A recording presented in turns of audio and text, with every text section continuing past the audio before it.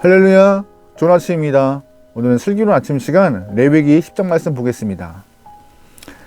권리가 부여되면 그 권리에 합당한 책임은 따라옵니다. 그 책임이 무겁다고 해서 권리만 주장할 수 없는 것인데요. 그래서 권리에 따른 책임 또한 책임에 부합된 합당한 권리는요, 당연하게 상식적인 것입니다. 오늘은 레위기 10장 말씀을 볼 텐데요. 그 레위기 10장 말씀에는 아론의 두 아들 나답과 아비후의 죽음을 좀 언급하고 있습니다. 어제 말씀을 좀 정리하자면요, 레위기 9장에서는 하나님이 아론에게 첫 번째 제사의 집례를 요구하십니다. 첫 번째 제사의 집례는 백성들을 위함이 아니라 바로 제사장 자신들을 위한 제사를 요구하셨습니다. 그래서 속죄제와 번제를 요구하셨고, 그 이후에 백성들을 위하여서 속죄제, 번제, 또한 화목제, 소제 순서가 맞게 예배를 드리라 라고 명령하시죠. 제사장들은 최선을 다해서 예배를 집례했고, 제사를 집례했고, 하나님께서 제단에 불을 내리시면서 내가 너희 예배를 잘 받았다라는 사인까지 허락하십니다. 백성들은 제사장들이 집례하는 첫 번째 예배에 하나님이 불로 응답하심을 보고 제사장들의 좀 특별함, 그들의 구별됨을 좀 인식하게 되었고, 정말 하나님이 제사를 통하여서 만나주신다는 사실을 다시 한번 확인할 수 있는 모습이었습니다.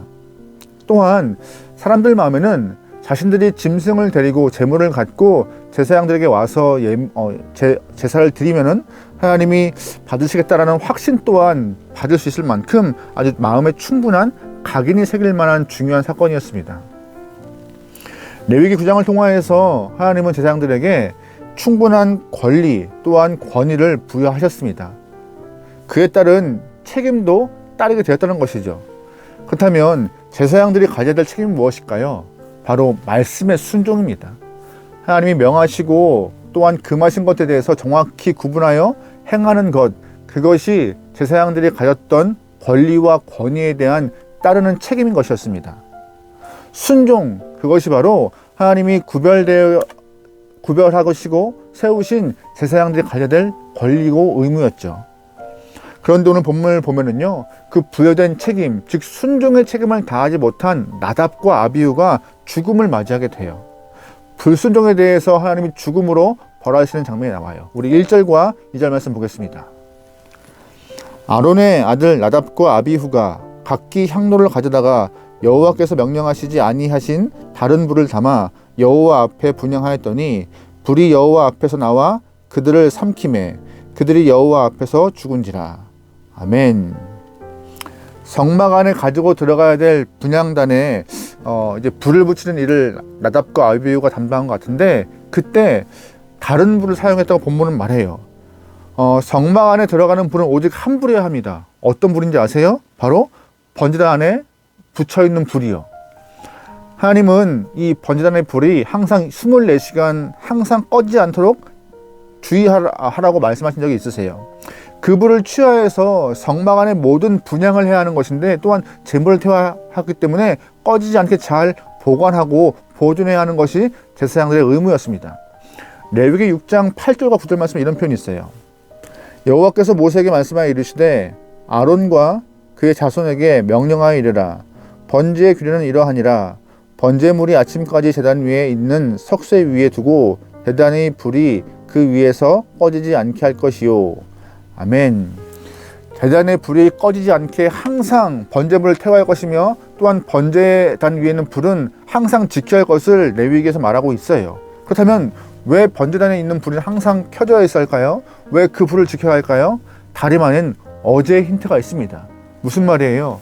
어제 첫 번째 제사를 집례한 이후에 하나님이 번제단 위에다가 불로 응답을 허락하였습니다. 너희의 예배를 잘 받았어라고 불로 응답하셨어요. 즉 번제단에 주어진 불은요, 하늘의 불이었고 하나님이 허락하신 불이었어요. 하나님이 허락하신 그 불을 통하여서 잘 유지하고 그걸 통하여서 성막 안에 있는 모든 것들의 불을 유지시키는 것입니다. 하나님은 성막 안에 사용되는 불 하나까지도 외부에서 끌어오는 것이 아니라 성막의 거룩한 구별된 불을 통하여서 그 성막이 운영될 수 있도록 그렇게 인도하신 것인데, 나답과 아비후는 다른 곳에서 불을 가져왔다라고 오늘 본문은 말하고 있고 순종하지 않았음을 지목하고 있는 것입니다. 솔직히 나답과 아비후가 어떤 의도에서 그 성막 밖에서 불을 갖고 왔는지 우리는 알 수 없어요. 하지만 분명한 것은 다른 곳에서 불을 갖고 왔다는 것이고 자기의 임의대로 그 불을 사용하여서 분향을 했다는 것입니다. 순종해야 할 제사장들, 말씀에 순종해야 할 그들, 또한 하나님이 권위를 부여한 그들이 큰 책임을 갖고 말씀에 순종해야 될 그들이 말씀에 순종하지 않고 불순종한 모습으로 오늘 본문에 있는 나답과 아비후가 행동했음을 우리는 알 수 있는 것이죠. 그래서 하나님은 그들에게 불순종의 책임을 물어서 불로 심판하신 것입니다. 신앙의 본보기를 좀 보내주신 거죠. 오늘 이 말씀은요, 우리의 성도에게도 똑같이 적용될 수 있는 말씀입니다. 하나님이 원하시는 예배를 드려야 될 책임이 있는 것이 바로 성도인 것이에요.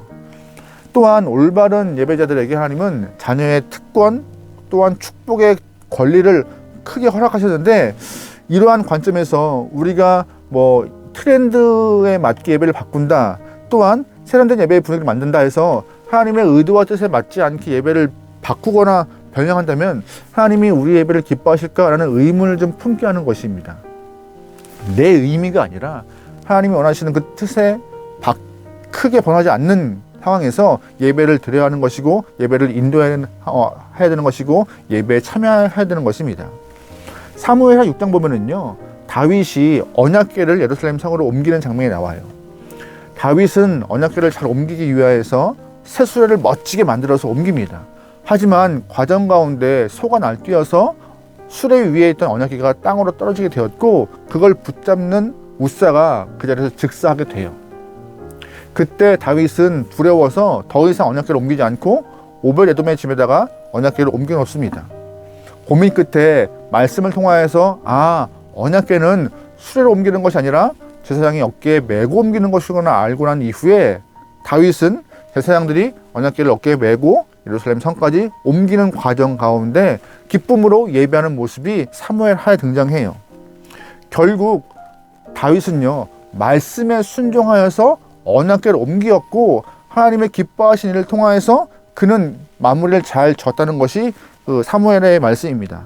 내가 아무리 좋게 보이고 내가 아무리 좋아 보여도 하나님 뜻에 어긋나면은 하지 않아야 되는 것이 성도의 모습인 것이에요. 오늘 나답과 아비후가 자신들이 좀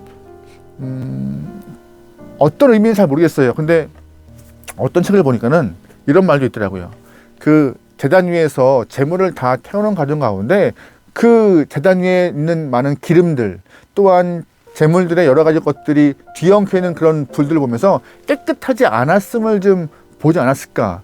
그래서 나답과 아비후가 깨끗한 불을 좀 쓰고자 밖에서 불을 갖고 오지 않았을까 하는 그런 선한 마음도 있더라고요.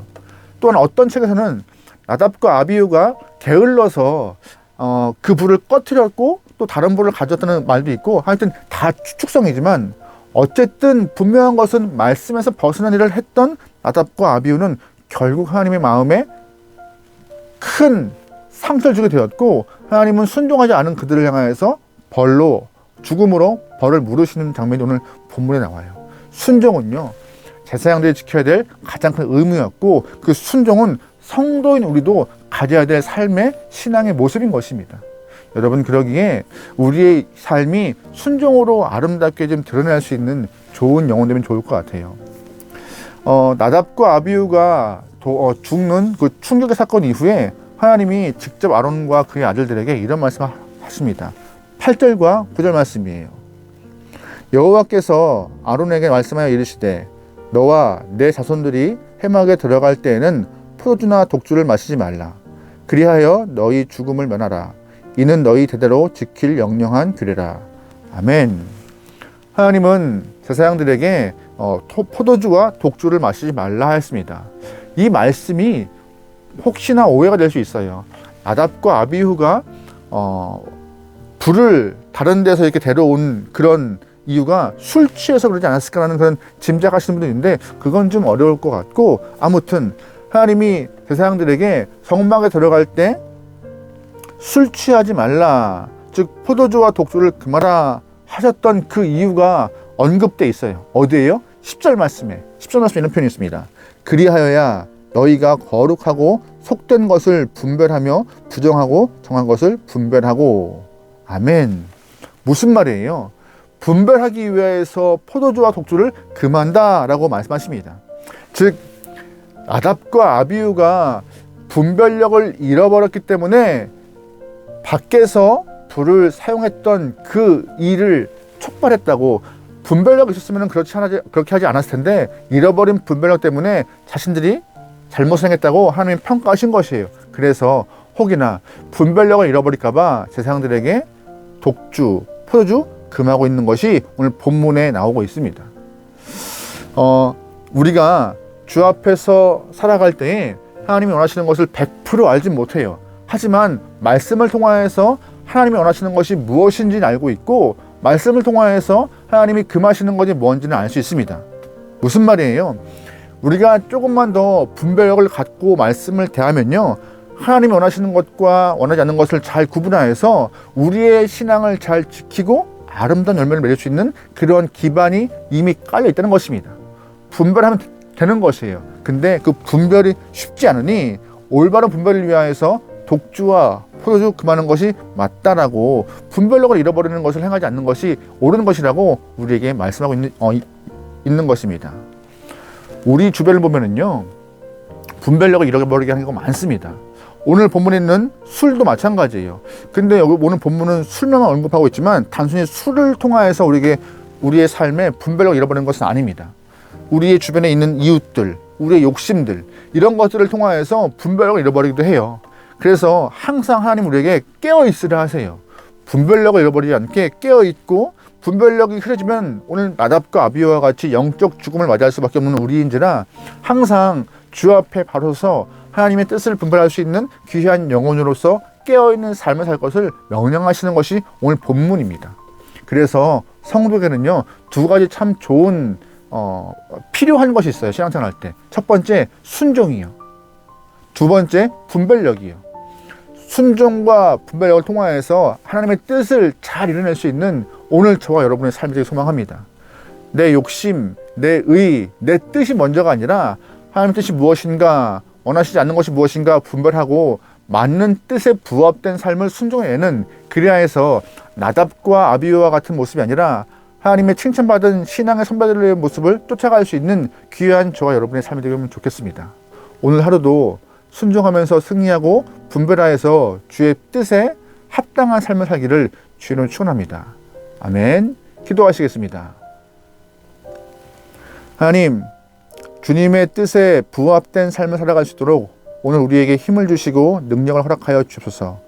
내 욕심과 내 의가 아니라 하나님의 뜻과 말씀을 지켜내기 위하여서 애쓰겨나오니 주님이시여 우리의 발걸음 하나하나, 우리의 생각 하나하나, 결정 하나하나 모든 순간을 인도하여 주시옵소서. 원동을 맡기오며 예수님의 이름으로 기도합니다. 아멘.